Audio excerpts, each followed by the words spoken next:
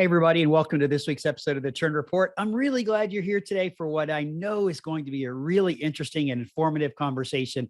And I'm really happy to welcome my guest today. Nora, how are you? It's great to see you. I'm doing great, Sid. Thank you so much. It's good to see you too. So, Nora, please take a moment and introduce yourself and tell our community who you are and what you do. Hi, everybody. My name is Nora Fenlon. I'm CCO of VIA Seating, which stands for Cute, Cuddly, and Odd. No, just kidding. It stands for Chief Commercial Officer for VIA Seating, and I'm very proud to hold the title for a great company. And we're a seating-only manufacturer based out of Reno, Nevada. And it's been the privilege of my career to serve this company for almost 18 years now.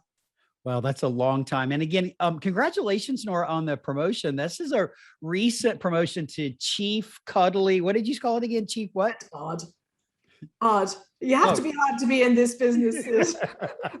Oh my gosh, that is so true. Well, speaking of that, Nora, tell us how you got into the business. What actually brought you to our industry?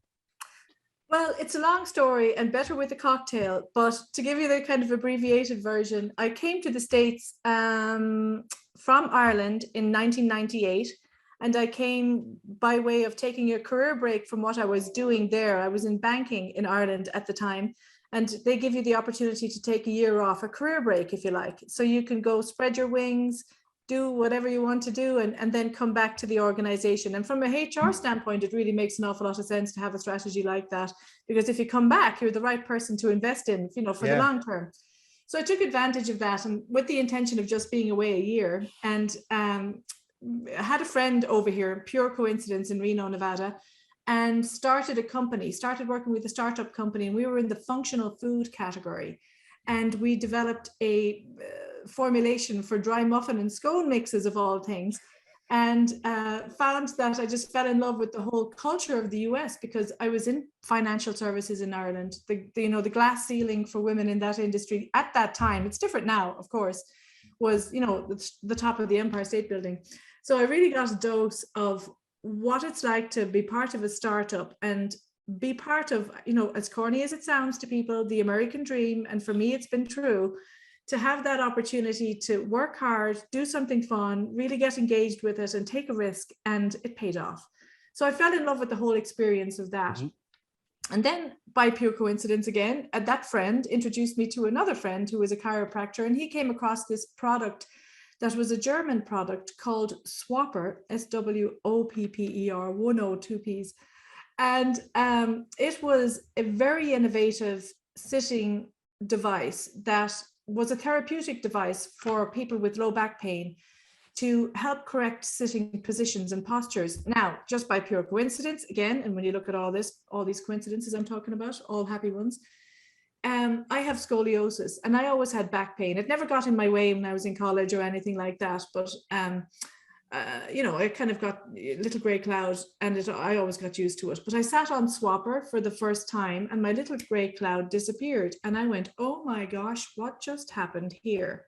And then I did the research, and I found out why it helped me. And then I thought, oh my gosh, this could help other people too. And I've always wanted to help people. That's kind of been a core driver for me. So I also researched at the time that the second leading reason for an American to see a healthcare provider was low back pain. And one of the main causes of low back pain was incorrect sitting positions. So the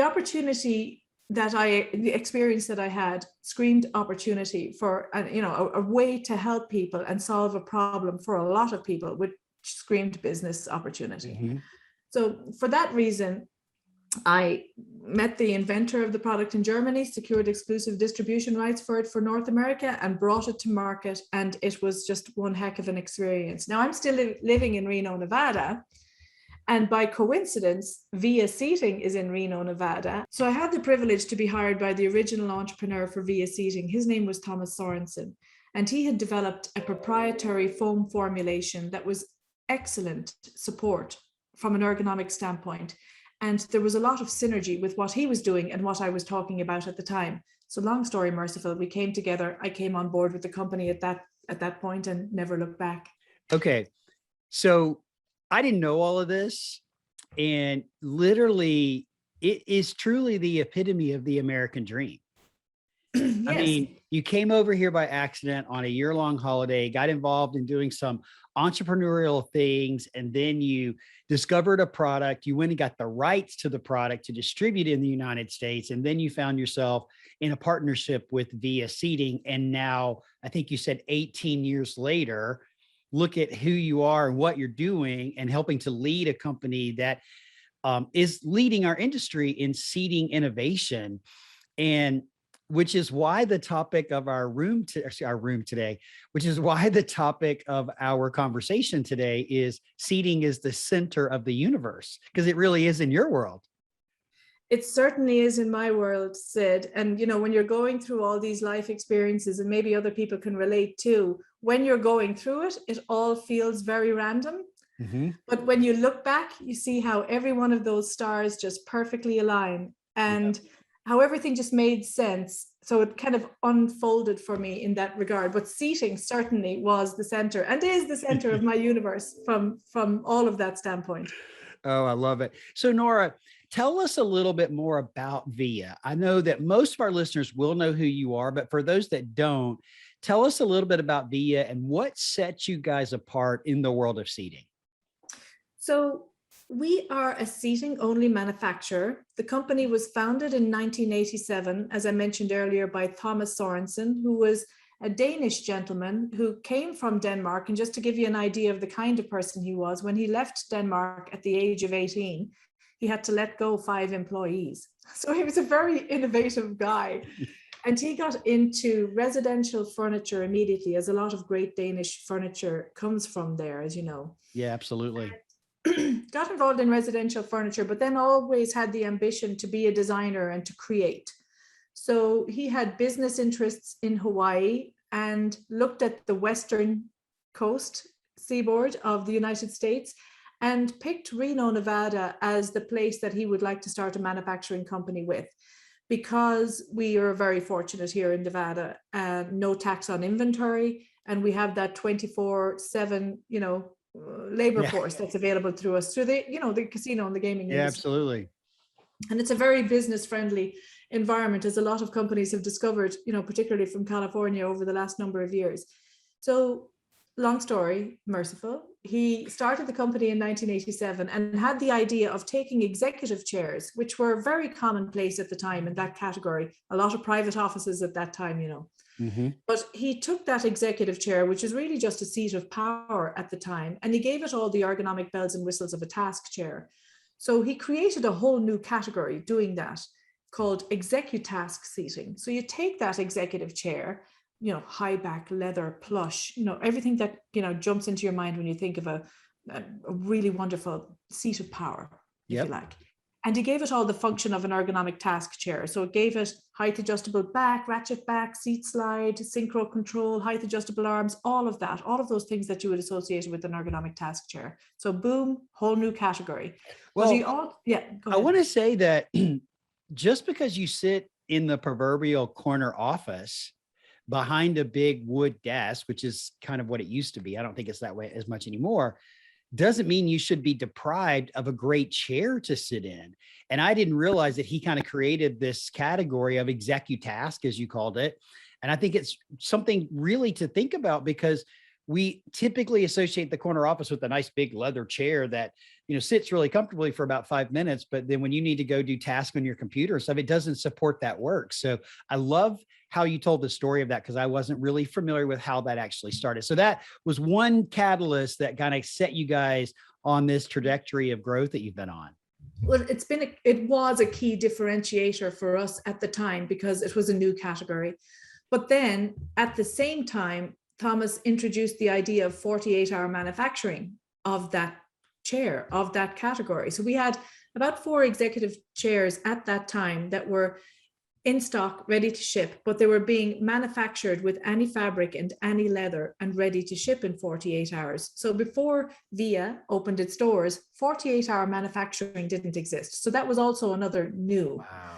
You had a new category, you had a new method of lead time, and then you had a new way of customizing within that lead time. So those 3 circles all kind of came together and created VIA. So that was the blue ocean strategy, if you're familiar with that. I sure am. I have that book on my bookshelf, actually. Yeah. So yes, I am. That was VIA. So from there, we grew into conference seating, task seating, and moved into multi-purpose and lounge to a certain extent, not that much. Mm-hmm. So fast forward to 8 years ago, and we have VIA now headed up by Chaz Hepler, our new CEO. And Chaz came from the fashion industry. He was a CEO that came from that world. So within the fashion world, it's always what's new, what's new, what's new. Mm-hmm.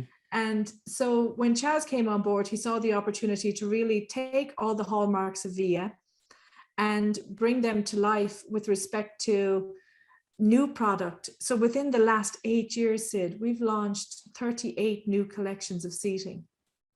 And within that range of product, we're still holding on to our hallmarks of great quality, reliability, and all of the things that we're proud of, but also 48-hour manufacturing time. So what was a differentiator for us just in one category is a real differentiator now for us on all of it. Plus, we've added so many more categories under the VIA brand. So we see ourselves as a one-stop shop when it comes to seating. And with the addition of outdoor seating, that really is a differentiator for us as well. Now, the outdoor seating is an exception to our 48-hour manufacturing time. Mm-hmm. That is on a 14-week lead time because we're bringing that product in directly from Italy, but it's gorgeous product. So Chaz comes in 8 years ago, I think you said. Yes. And you guys since then have introduced 38 new products. I mean, we know about the product cycle time and the product development time. We've talked about it a lot here with product designers being on the trend report. That's basically on average 5 new chairs a year. That is a lot of innovation to keep up with. But you've also been doing other types of innovation. And so one of the things you mentioned when we were talking earlier was one of the core elements that I think that helped VIA be successful is your ability to listen to your customers. So talk about that a little bit, what that means to you, and what some of the innovation is that have come out of you listening to your customers.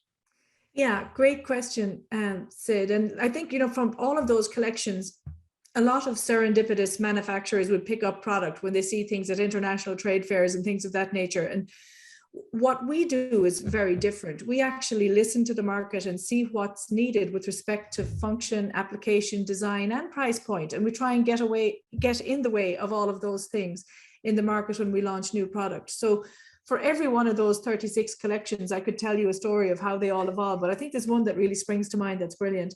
And that's our copper mesh solution right now. And the story here is powerful in that we had a healthcare client that came to the factory in 2017, the end of 2017, and they fell in love with our Genie chair. Now, our Genie chair is gorgeous, and it is a mesh back chair. And they asked if it was available in an upholstered back, and we said, no, it's not. And they were very disappointed because they just had latched onto it, emotionally. And I asked, why is that important? And they said, well, we want to put it in acute care areas and infectious disease control areas. And I said, well, it's a 12-year warranty chair, 24/7. It can hold up to that. And they said, well, you can't have mesh in that environment, Nora. And I said, well, why? And they said, well, it needs to be antimicrobial, it needs to be bleach cleanable, and it needs to meet all the requirements for infectious disease control areas. So, okay, but you'd like to have mesh, wouldn't you? And they said, yeah, I mean, our caregivers are running around all the time. Their body temperatures are hot. The last thing they want to do is to sit in a big upholstered task chair that's probably made with vinyl or something like that, that's not breathable, that can add to their body temperature. But Nora, we can't have mesh in infectious disease control areas. So just show us something that we can have. So I said, okay. So I happened to have Chaz and our VP of engineering in the room with us, and we were having this conversation. And Chaz had, by just pure chance, had read a lot about copper. And copper is an element. It's not a chemical, it's just an important distinction there. An element that when bacteria lands on it, it actually, when it comes into contact with copper, it destroys the bacterial cell at the cellular level and exposes the nucleus and oxidizes it. So it destroys it on contact, and that happens within 20 minutes. Wow. So we found that healthcare systems use that a lot on hard surfaces like doorknobs, bed rails, IV poles, all those kinds of things. So we contacted the largest supplier of copper to healthcare in the US, a company called Cupron, and they educated us on the fact that they also actually, because copper is a very, very malleable material, you can extract it into smaller, almost like fibers. Mm-hmm. And they use it in intensive care units, in bed sheets, and even in the curtain dividers between patient beds. So we went, interesting. So we thought, well, what if we actually infuse our mesh back with copper? What would happen? So we did it.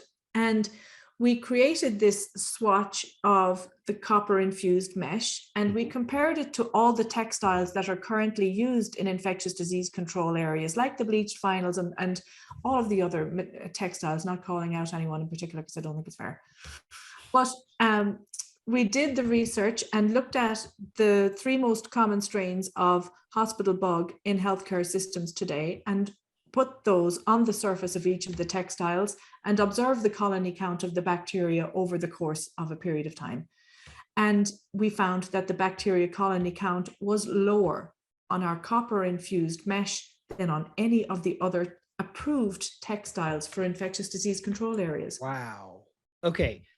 So that was like a masterclass in innovation, like in the last 3 to 4 minutes, about what you described of going from listening to a customer, understanding the need, doing research to see what could happen, talking to a supplier to help you make it, then testing it and realizing your results are better, which then led to the launch of the Onda chair with the copper mesh.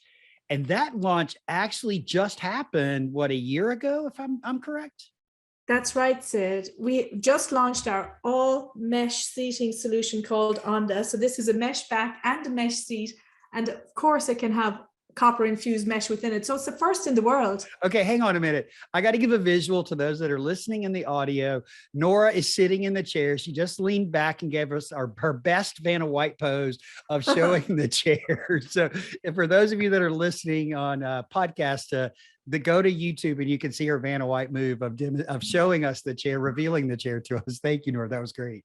Oh, it's my pleasure. I love presenting product. It's I killing can me tell. not to be out there right now in front of people presenting products. So this is a great thrill to speak to you, Sid. But prior to the Onda, we did introduce this initially on the first product in our collection called Genie, that same chair that healthcare customer fell in love with, So to just add to that kind of dynamic story we're talking about, the client came in October. We had a prototype with them with the copper infused mesh in March. And we launched it in June 2018. Wow. So fast forward from there, now all VIA mesh products have the opportunity to have copper infused mesh in them. So training room applications, multi-purpose chairs, task and executive high back chairs, as I'm sitting in, all have that opportunity to have that copper infused mesh, but it's never been more important now than it has been. We took a gold award at NeoCon that year for innovation, and we also showed it at the Healthcare Design Expo that same year and took a Nightingale Award for healthcare textiles as well. Wow. So then look what's happened since 2018. Oh my gosh, yeah, absolutely. And you recently were awarded a patent on the product, correct? So yes, at the same time, so about 2018, we applied for the patent. So heads up, everybody, all you entrepreneurs out there, it takes about 2 to 3 years to actually get that patent. So, patience is a virtue, as they say, but we finally got it about 2 months ago now, Sid. So we're very proud of that. Congratulations to you and the entire organization on the patent. I know how important those are in business, especially when you do come up with a really innovative idea. And I just love the story of how you listen to your client, what it resulted in, the timeline that you just outlined, how quickly you were able to get the product to market. So, I mean, it is a really, really great story about the power of listening to our customers and taking an idea to completion in really what is a very short time frame, and really answering a need in our industry. And speaking of the industry, if it's okay with you, I want to switch gears for just a minute. Sure. And let's talk about our industry. There are a lot of things happening inside the office furniture industry right now. Would you mind kind of sharing some of your thoughts about some of the challenges we're facing, or some of the things that you see from a manufacturing perspective that are challenges as we continue to move forward and people do at some point in time begin the re-entry to the workplace? Absolutely. So much change so quickly. And I think, people who've been in the industry for a long time have seen that the last 2 years have been the most impactful in terms of change, from everything from workplace context and where that workplace is, right through to the distribution channel that we play in every day. Everything is changing so quickly.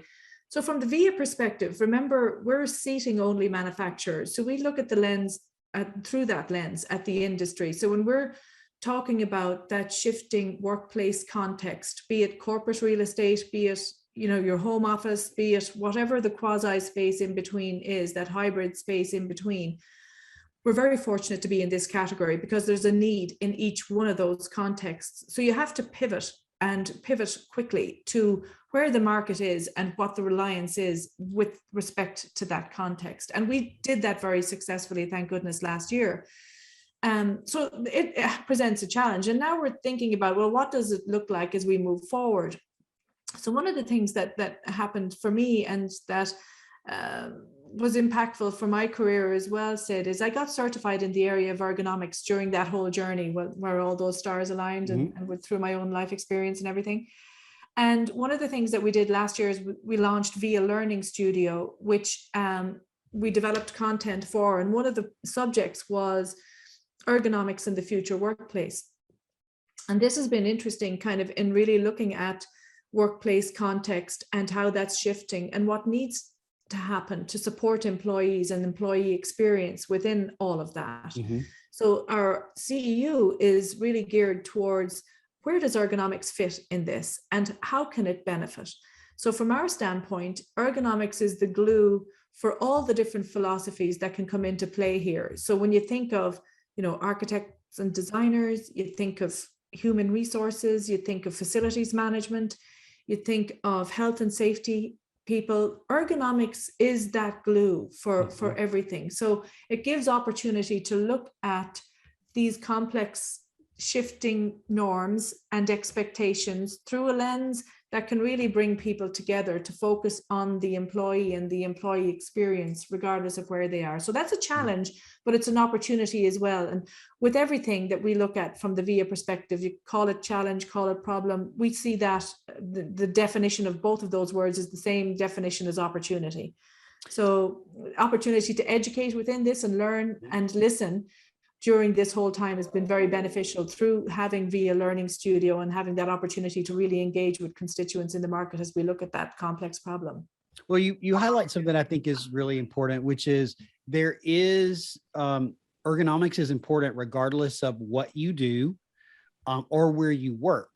And we don't necessarily pay attention to that in the home office. I'm generalizing. There are a lot of people that don't pay attention. They go out and buy a really cheap $99 chair, and then they don't realize the impact that it has on them and their productivity, because health and well-being of employees and of a workplace is a holistic approach, and not just a one thing solves all the problems, but at the core of it is ergonomics and how we're supporting how the employee or the worker is sitting. Because I don't know the statistic, but we sit a majority of our day working.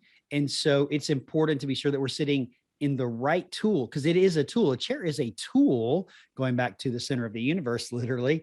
The chair is a tool for you that will increase your productivity, help with your long-term health and well-being. So I think it's something that we absolutely have to pay more attention to. And I really appreciate how you highlighted what your approach is to it with your learning and the other things that you guys are doing. But let's switch gears again just a little bit. And one of the things that I don't think that we're talking about enough is the emergence of a new category of buyers in our industry. And, for a long time, and I'm sure you remember this, many years ago, we were talking about how do we create workplaces for the millennial, and what does the millennial want? Well, and what do they need? And that actually put a lot of innovation into our industry about changing of the workplace. But now the millennial is actually becoming our buyer. So tell us a little bit about how that has impacted you and what some of the things you guys are doing. So this has been a very interesting thing. And to your point, we've been very focused. Anytime you speak about millennials, we immediately pivot to the largest percentage demographic in the workplace. But now we have to pay attention to it in a whole different way, because they are the decision maker. They are the procurement professional. They are the designer. And that mindset is different to what it was 5 and 10 years ago. So I think there's a real challenge and opportunity for us to look at how do we communicate to and sell to that individual, and ensure that, we're communicating and creating opportunities for young professionals to come into the role of being a seller, to present to that mindset, and have the opportunity to convey the best of what we understand our industry to be. So our vintage, Sid, respectfully, we love this industry because Wait it's a minute. Wait, whoa, time out. Our vintage. You made us sound like a good bottle of wine. So Absolutely. I'll take that because I love wine, especially good aged wine. So you and I fit in that category very well. And it gets better as it gets older. Absolutely. Absolutely. But for our vintage, we look at the best of the industry, and the best of the industry, I think from my experience anyway, and maybe you agree, is that it's a relationship-based industry, and you get to engage with individuals and really communicate on a very personal level, which is really, I think, important to convey employee experience and to really share everything. And from the seating perspective in particular, as my whole career has been immersed in, that's a very emotional thing. It's something that you're in contact with all the time. So how do we take the best of that? Because I don't think we're going to go back to a pre-COVID situation where we can do everything that we were doing previously. So how do you take the best of that, the nuggets from that experience, and conveying that intimacy and that opportunity to present personally and really engage and create a relationship, and bring it to a new generation seller who's very effective on doing things differently with technology and having a different mindset to do that. So how can we add those nuggets from our experience to that new generation seller without quashing what they're doing? Because we need to learn from them as well. Yeah, absolutely. Absolutely. So what are some of the things that you guys are doing to do that, to empower them? Well, the biggest thing we're doing is listening. And I know I'm focusing on that a lot, but I can't emphasize that enough from our experience in terms of new product development and everything else. But again, that opportunity to have CEUs available and really engage, not just present to the constituents that are signing up for these CEUs, but engage in a conversation and a discussion about what their needs are and how effective we can be as a manufacturer to pivot to what those needs are. And what I'm consistently hearing is it needs to be easier. It needs to be faster. It has to be an opportunity where you're simplifying what you're doing. Like in a complex situation, you have to really pivot to simplifying the process and making it faster and easier to make it happen. And that's our challenge. And that's what we're responding to. It is a challenge for everyone, because selling in our industry, it's a very complex sale. Unfortunately, it's a very complex sale. And the cycle time of it is really long. And I don't know that will ever change, but simplifying the process would be really great if we could do that. But you just hit on a couple of things. Millennials are the first generation. We are the last, but they are the first generation to enter that will have not had a device in their hand. We are the last generation because we didn't have those when we were growing up. And so they want everything at their fingertips. They want readily accessible information, tools, and resources with them 24/7. They want to be able to Google. They want to be able to find things. They want to be able to watch videos. They want to be able to consume content in a really easy way. And it's our job to provide them that content. We have to give them those resources, and we have to put that stuff out there. So what you're doing with your learning, I think, is really, really good. Are you doing other things that you can share, Nora, that you are helping to address the demand, if you will, of not just the seller, but the buyer that's a millennial?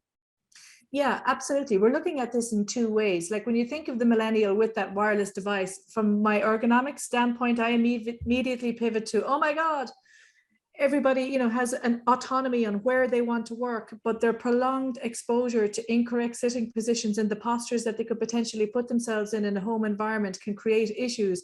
So we need to really address that and take an opportunity to educate and give people the opportunity to have portable skills and portable tools to bring into those different workplace contexts that can help minimize the risk for, you know, having a musculoskeletal disorder like low back pain. As I mentioned, it's still the second leading reason for an American to see a healthcare provider today. So that still is a challenge. But from the standpoint of thinking about it from the specifier and the buyer standpoint, we're investing in technology and opportunities to create that experience to be much easier and really pivot towards having content that's easy to consume across all digital platforms. Like I really had an aha moment, Sid. This was probably 2 years ago, must be 2 years ago, it's pre-COVID.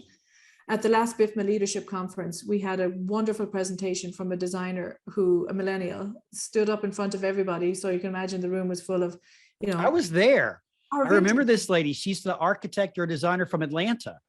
Yes. Yes, I remember this. Went about with a wireless device in her hand, just specified a whole floor of furniture, and it all happened within 3 minutes. 3 minutes. Yeah, say that again. Well, say that again, because I want the people listening to hear, because this was directly from a specifier, interior designer, works in Atlanta, Georgia. I do not remember the name of her firm, but say again what she talked about. She talked about the fact that she had a wireless device in her hand, it was a smartphone, and she went from digital platform to digital platform so quickly with this wireless device, went from Pinterest to, you know, all over the board. And within the context of creating an idea board and a vision board for a floor plan for final specification, the whole experience happened within 3 minutes. That is so powerful. Hey guys, I'm going to encourage you to hit the back button again and listen to that again, because I talk about this a lot, creating a digital experience and meeting the buyer where they are and giving them the tools that they need. And that means we have to create content. That means we have to put tools out there that empower the buyer to engage with us and to stay with us, whoever you are, wherever you are, and make it easy for them. So you just brought up Pinterest. If you're not on Pinterest positioning your product, you need to be. And then I'm not going to get on my soapbox about this, but here's one of the reasons why. Pinterest is the only social platform, and they don't really like to call themselves a social platform, but they are the only social platform that actually encourages you to leave their site. They want you to go somewhere because every pin is linked to a website somewhere else. So you're always going off the platform to get information. And I have a podcaster friend who's using Pinterest to drive traffic to her podcast. And so she's been doing this for 8 weeks as a test to see, and she's been teaching other podcasters like me how to do this with Pinterest. So I'm learning. And in the last month, by posting consistently and directing people to her website and to her show, she's generated 33,000 visits to her website. That's incredible. Think about that just for a second. If you're selling office furniture and you're posting things on Pinterest and you get 33,000 people to your website to look at your product, and hopefully you've created an experience for them on the website version to make it super easy for them to engage with you, opt into your community, buy product, whatever it is you're trying to do. That is huge. That is the core of what I've been talking about a lot, which is seek to be found by providing information. And we have to understand, Nora, that's where our customer of tomorrow, today and tomorrow, is a millennial. They're technologically savvy. They're using tools and devices in order to do their jobs. And that includes buying office furniture. Absolutely. You know, I have to do a call out here to our millennial, our marketing director, Alison Kauser. She's an incredible professional, just so dedicated to her craft, and has really educated all of us at VIA on how important all of this is, and has an incredible vision of where we need to be as we move forward and stay ahead of, you know, these kinds of ideas that we're talking about. Mhm. To have content that's high quality content, it needs to be high quality content for it to be easy to consume. And when I say the consumption of this content, it has to be high quality so it can operate effectively and efficiently across all of the digital platforms that you're referencing. But kudos to Alison and her team for what she's done for VIA to really keep us ahead of the curve with respect to this. Well, that's awesome. And, I could talk about this whole digital sales strategy all day long because I think it is so important, but we're almost out of time. And I want to applaud you guys for hiring the millennial to come into your business, especially in a marketing role. When people call me and ask me about what they should be doing, I say to them, the first thing that you should be doing, if you do not have this person, is you need to hire a marketing person and hire a millennial. Exactly what I tell them, because it is so important to embrace those strategies. So kudos to you guys. I've really, really enjoyed hearing all about the story. I learned a lot of new things today. I hope our listeners did too. But now I'm going to put you on the spot. Okay. You ready? Yes. Okay. So NeoCon's happening in just a couple of weeks. Give us pull back the curtain a little bit and share with us what we can expect to see from you guys at NeoCon this year. Well, I think it's going to be a very different NeoCon. Again, not to be too nostalgic, we're never going to get back to where we were at NeoCon. So, newsflash, everybody knows that. So we're working on ways to make our experience of NeoCon be as impactful as we can, but on a virtual platform. So we're going to be there with bells on, but we're also going to be there with a videographer and opportunity to live stream events and hopefully have interviews with people as we come through the experience for VIA, because we really want to make it an experience. And we don't want people who can't come for whatever reason they decide not to come, and being very respectful of that. We want to ensure that they're getting as much of the VIA experience as possible virtually in their own home or wherever they're comfortable. So we're going to make every effort to make that happen. That's exciting. I look forward to seeing what all you guys are doing. Nora, I can't tell you how much I appreciate you coming on, sharing your American dream story and how you got to where you are today as the COO of VIA Seating. And I loved all of it and sharing all the innovative things that you guys are doing. And it's been my pleasure to have you here. And thanks for sharing your story with our community as well. And with that, if our community would like to reach you or get in touch with you, what is the best way for them to do that? And my email address is nora@viaseating.com, but please feel free and reach out to me on LinkedIn as well. That platform is very, very user-friendly, and I've got a great network of folks on there. So please feel free to reach out to me on LinkedIn under Nora Fenlon. All right, guys, you know the rules about LinkedIn. If you do reach out to Nora and you hit the connect button, be sure you hit this add note with it as well to send her a note to let her know that you heard her here on the Trend Report, and that's why you're connecting and you enjoyed her story. We will drop the links to VIA's website as well as Nora's email address and her LinkedIn profile in the show notes. So you can quickly and easily access it there. Nora, thank you again. It's been an honor to have you. I appreciate you joining us on the Trend Report today. Thank you, Sid. I so much appreciate the work you're doing in the Trend Report. You pulled us all through some enormously difficult times last year, and I've really enjoyed the entire series. To be part of it is a privilege. Thank you. Oh, well, Sid. thank you. Thank you very much. I appreciate that support. All right, go have a great day. We'll see you soon. You too. Bye.